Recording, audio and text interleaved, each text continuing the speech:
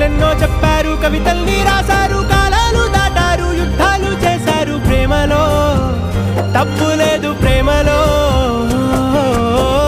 వేల వేల వెన్నెలంత నీదవాలి వెలుగునంత మోయమంటే నేను ఎంత రే.